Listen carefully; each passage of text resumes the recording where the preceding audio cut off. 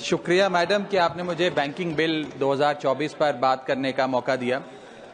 Sir, bank ईंट या cement से बनी किसी इमारत का नाम नहीं है। बैंक सिर्फ किसी स्टील या एल्यूमिनियम से बने एटीएम का नाम नहीं है, और बैंक ना ही एक काउंटर से दूसरे काउंटर पर दौड़ रहे बैंक ग्राहकों की उस दौड़ का नाम है। बैंक नाम है विश्वास का, बैंक नाम है अधिकार का, न्याय का, समानता का। लेकिन पिछले कुछ वर्षों में यह विश्वास जो ग्राहकों का बैंकिंग व्यवस्था में था, वो कहीं ना कहीं कमजोर होता नजर आ रहा है, और उसके कुछ बुनियादी कारण, बहुत ही बेसिक कारण आज मैं सदन में आपके माध्यम से सरकार के सामने रखना चाहूंगा। सबसे पहला, पुअर कस्टमर सर्विस। यदि आज किसी ग्राहक को सरकारी बैंक में किसी काम से जाना हो, तो मान लीजिए उसके ग्रह खराब चल रहे हैं और दिहाड़ी भी खराब होगी। कोई नौकरी पेशा आदमी हो तो ऑफिस से छुट्टी लेनी पड़ती है, कोई स्टूडेंट हो तो प्रैक्टिकल का एग्जाम मिस करना पड़ता है, यहां तक कि साधारण सी पासबुक अपडेट कराने भी जाना हो तो वो भी एक संघर्षशील सफर में तब्दील हो जाता है। मैडम, आप जब किसी सरकारी बैंक में घुसते हैं तो ऐसा लगता है कि 80 या 90 की दशक की किसी इमारत में आ गए हैं, जहां पे दीवारें उखड़ रही होती हैं, पंखा अपनी मर्जी से चलता है और लाइनें रेल टिकट से भी ज्यादा लंबी होती हैं। इसके बाद जब आप काउंटर नंबर 1 पे पहुंचते हैं तो बताया जाता है काम यहां नहीं होगा, काउंटर नंबर 4 पर जाइए। जब काउंटर नंबर 4 पे जाते हैं तो बताया जाएगा यहां पर भी काम नहीं होगा, फर्स्ट फ्लोर पर जाइए। और जब आप थके हारे फर्स्ट फ्लोर पर पहुंचते हैं तो बताया जाता है कि लंच हो गया है, लंच के बाद 2 बजे आइएगा।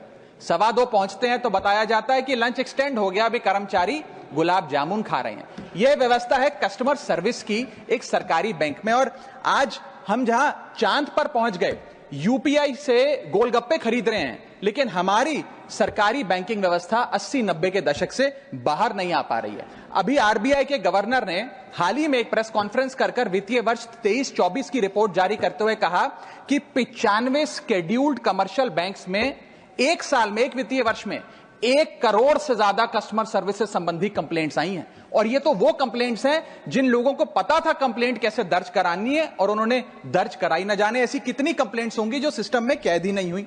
इसी के साथ साथ बैंकिंग कोड और स्टैंडर्ड्स बोर्ड ऑफ इंडिया का एक सर्वे बताता है कि 45% बैंक कस्टमर्स बैंकिंग व्यवस्था से डिससैटिस्फाइड हैं, असंतुष्ट हैं। और मैं चाहूंगा आपके माध्यम से सरकार के कानों तक ये बात पहुंचे कि डिजिटल सर्विसेज का एक कस्टमर सेटिस्फैक्शन ऑडिट कराना चाहिए सरकारी बैंकों का, कि क्या हमारी सरकारी बैंकों की वेबसाइट का इंटरफेस या मोबाइल एप्लीकेशंस सरल हैं, अच्छी हैं, या कस्टमर्स उससे त्रस्त हैं। दूसरा बड़ी समस्या है रूरल इंडिया के अंदर limited access to banking infrastructure. आइए गांव की ओर चलते हैं। मैडम, क्या हमारी बैंकिंग व्यवस्था ग्रामीण इलाकों तक पहुंच चुकी है? नाबार्ड की एक रिपोर्ट बताती है कि 50% of rural India is still suffering from lack of adequate access to banking. Financial inclusion index की आरबीआई की 2020 की रिपोर्ट बताती है कि ग्रामीण भारत में हर 100 में से मात्र 54 लोगों तक ही हमारी बैंकिंग व्यवस्था जैसे तैसे पहुंच पाई है, और 30% से ज्यादा रूरल हाउसहोल्ड आज भी ऐसे हैं जो पूरी तरीके से अनबैंक्ड हैं। और मैम, बैंकिंग की ग्रामीण इलाकों में अगर बात करें तो बैंकिंग व्यवस्था ने ग्रामीण इलाकों के साथ सौतेला व्यवहार किया है। पहले तो बैंक की ब्रांच गांव के पास नहीं है। जब वो बूढ़ा आदमी भोला भटका बैंक की 5-10 किलोमीटर दूर ब्रांच तक पहुंचता है तो पता लगता है कि बिजली गुल है। बिजली आ जाती है तो पता लगता है सर्वर डाउन हो गया है। सर्वर भी चल जाता है तो पता लगता है आधार सीडिंग में दिक्कत है, फिंगरप्रिंट मिसमैच हो रहा है, या बैंक अकाउंट की मैपिंग ही नहीं हो पा रही है। डॉक्यूमेंटेशन से लेकर कॉम्प्लिकेटेड फॉर्म से लेकर लैंग्वेज के चैलेंजेस तक ग्रामीण इलाकों में लोगों को झेलने पड़ते हैं। और सबसे ज्यादा बैंकिंग फ्रॉड भी गांव के भोले भाले आदमी के साथ होता है। इसी के चलते हमारे गांव का आदमी प्राइवेट निजी साहूकार के पास जाकर लोन लेना बेहतर समझता है, ना कि किसी बैंक के पास जाकर। और जब वे साहूकार के पास जाता है तो ना वहां पेपर वर्क होता है, एक इजियर एक्सेस होता है, फियर ऑफ बैंक और इलिटरेसी नहीं होता। बहुत बार तो मॉर्गेज पे भी कुछ नहीं रखना पड़ता, इसलिए वो साहूकार से ब्याज पे पैसा उठाता है, लेकिन साहूकार उसे मनमानी दाम पर वो ब्याज पर पैसा देता है। 60 से 80% सालाना का इंटरेस्ट रेट चार्ज करता है, जिंदगी भर के लिए उसकी गुलामी लिखवा लेता है, और वो बेचारा गांव का भोला भाला आदमी डेट ट्रैप में फंस के रह जाता है। मेरी तीसरी बड़ी समस्या जो मैं आज आपके सामने रखना चाहूंगा वो है साइबर फ्रॉड और digital frauds in the banking sector. Cyber frauds वर्ष 2023 में 75,800 घटनाएं सामने आई जो कि कंप्लेंट्स दर्ज हुई। वर्ष 2024 आते आते 75,000 से बढ़कर यह आंकड़ा 2,92,000 हो गया, यानी कि 285% के बैंकिंग फ्रॉड्स की घटनाओं में इजाफा देखा गया और 2100 करोड़ रुपए लोगों के इस बैंकिंग फ्रॉड के चलते जीरो हो गए, शून्य हो गए, उनका नुकसान हो गया। और सबसे ज्यादा कंप्लेंट्स इसमें यूपीआई रिलेटेड बैंकिंग फ्रॉड्स की आई हैं। मैडम, मैं आपको बताना चाहूंगा कि मनी थेफ्ट के साथ साथ उतना ही जरूरी है डेटा थेफ्ट। जब आप बैंक को पूरे विश्वास के साथ अपना डेटा देते हैं, अपना पैन देते हैं, अपना नाम, एड्रेस, डेट ऑफ बर्थ, तमाम चीजें देती हैं, क्या बैंक आपके डेटा को सुरक्षित रख पाता है? क्या बैंक वो जाने अनजाने में या डेटा चोरी के माध्यम से वो सारा हमारा डेटा मार्केटिंग कंपनियों के पास, क्रेडिट कार्ड कंपनियों के पास, लोन देने वाले, फ्लैट बेचने वाले लोगों तक नहीं पहुंचता? एक रिपोर्ट के मुताबिक 2019 में एसबीआई के 3 million customer account data leak हो गया और तमाम बैंकिंग हिस्ट्री लीक हो गई।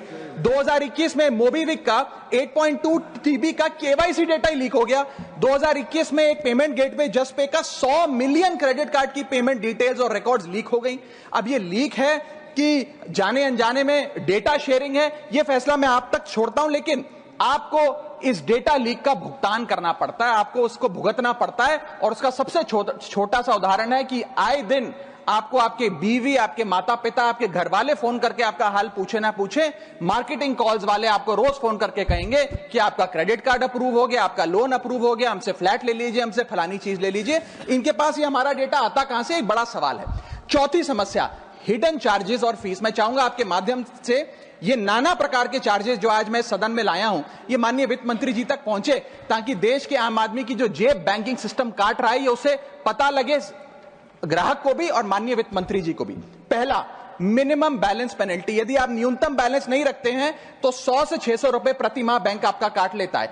इस चार्ज को लगाने के बाद बैंकों ने वित्तीय वर्ष 22-23 में 3500 करोड़ रुपए मिनिमम बैलेंस पेनल्टी के नाम से लोगों से वसूले हैं। मैडम, दूसरा चार्ज, एक्स्ट्रा एटीएम यूजेज। आपको एटीएम ट्रांजैक्शन के लिए 2 से 3 की मोहलत मिलती है, 2 से 3 की इजाजत मिलती है बैंकों द्वारा। अगर आप चौथा, पांचवा ट्रांजैक्शन कर लें तो हर ट्रांजैक्शन पे 20 रुपए एटीएम चार्ज आपको देना पड़ता है। इनएक्टिविटी फी 100 से 200 रुपए सालाना, यानी कि अगर बैंक आप बहुत ज्यादा अपना अकाउंट यूज नहीं करते हैं तो बैंक इनएक्टिविटी के नाम पे भी चार्ज लगा देता है। फिर बैंक स्टेटमेंट आप मंगवाते हैं तो बैंक स्टेटमेंट इशुएंस चार्जेस के नाम पर आपसे 50 से 100 रुपए लेता है। फिर आप कहते हैं हमें एसएमएस अलर्ट के माध्यम से मेरे बैंक के खाते में क्या आ रहा है उसकी जानकारी मिले, तो एसएमएस अलर्ट चार्जेस के नाम पर भी प्रति क्वार्टर 20 से 25 रुपए आपसे लिया जाता है। ऑनलाइन पेमेंट करेंगे एनईएफटी की तो ट्रांजैक्शन फी भी ली जाती है। जबरदस्ती आपको पहले लोन बेचते हैं और फिर उसके बाद लोन प्रोसेसिंग फी के नाम पर 1 से 3% लोन अमाउंट का काट लेते हैं। और जब आपकी किस्मत ठीक चल रही हो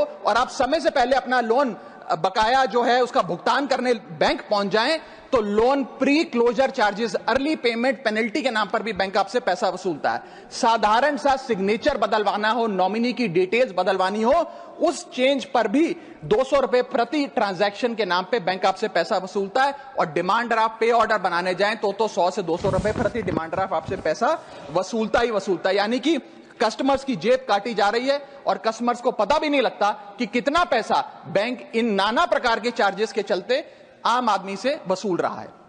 मेरा पांचवा और आखिरी point madam, insurance and investment product miss selling. अपने क्वार्टरली या मंथली टारगेट्स पूरा करने के लिए बैंक के एग्जीक्यूटिव मिस सेलिंग करते हैं, गलत प्रोडक्ट लोगों को बेचते हैं। यह भी एक प्रकार का हनी ट्रैप है। मीठी मीठी बातें कर कर भोले भाले मासूम लोगों को ऐसे प्रोडक्ट्स बेच दिए जाते हैं जिनकी जरूरत उन्हें है ही नहीं। IRDAI, insurance regulatory development authority of India की एक रिपोर्ट बताती है कि 3.5 लाख सालाना कंप्लेंट्स में से 20% कंप्लेंट्स सिर्फ और सिर्फ मिस सेलिंग की, गलत प्रोडक्ट बेचने की उन्होंने दर्ज करी हैं। सेबी की एक रिपोर्ट बताती है कि 30% इन्वेस्टर मिसलीडिंग इंफॉर्मेशन का शिकार हैं। और म्यूचुअल फंड्स की मदर बॉडी, जिसे association of mutual fund of India कहते हैं, वो बताती है कि 23%, मैं खत्म कर रहा हूं मैडम, 23% इन्वेस्टर ऐसे हैं जिनके पास वो प्रोडक्ट्स हैं जो उनके रिस्क प्रोफाइल और फाइनेंशियल गोल से मेल ही नहीं खाते हैं। तो मैडम, मैं इन सारे जो समस्याएं बताई हैं उसके माध्यम से समाप्त कर रहा हूं। बस इतना ही कहना चाहूंगा कि ये बड़ी बुनियादी समस्याएं हैं जो आज इस देश का एक आम अकाउंट धारक, एक आम आदमी सफर कर रहा है। मैं चाहूंगा माननीय वित्त मंत्री जी इन बुनियादी सुविधाओं का, इन बुनियादी समस्याओं का समाधान दे। बहुत बहुत शुक्रिया।